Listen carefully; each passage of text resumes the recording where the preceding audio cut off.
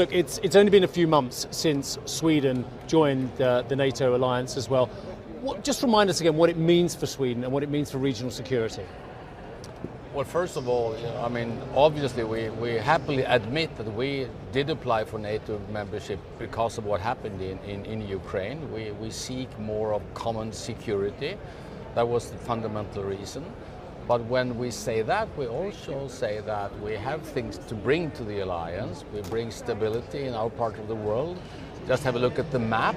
I normally answer we bring geography and capacity to the alliance. The northern part of Europe becomes a more solid NATO soil, including the Baltic Sea, and we bring quite a few unique military capacities into the alliance as well.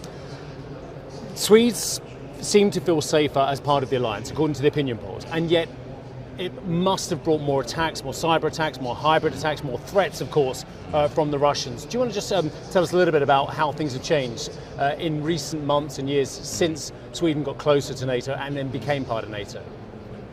I think for most Swedes, this is not that new. We have been cooperating with NATO for such a long time.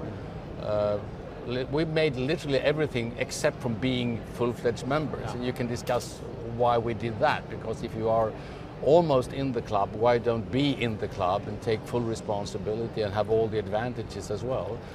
Russia has seen that as well. So of course they don't like our cooperation previously, and they even less like the fact that we now are our allies.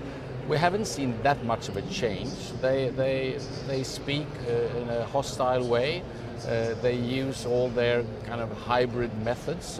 We are quite acquainted with them. We counter them quite well. We have a population which is very resilient towards, I would say, towards Russian attempts.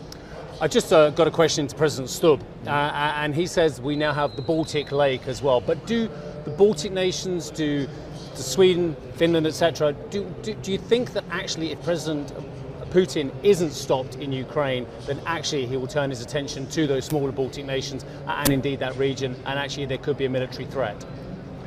It's obviously hard to say, but don't take that chance. I think it's obvious that if we were to give Putin the chance to win over Ukraine, that is a crystal clear signal that violence works, that you can stop a country from being sovereign, you can stop a country from being able to choose their own destiny. So I think that's an obvious risk, and also a signal to other authoritarian states around the world. So far, no NATO country has ever been attacked. So I think being a NATO member is obviously a very, very good starting point, and that's also why we think that Ukraine's future is within NATO. But if Putin were to be successful in Ukraine, I think the risks for other countries in the neighborhood would increase significantly.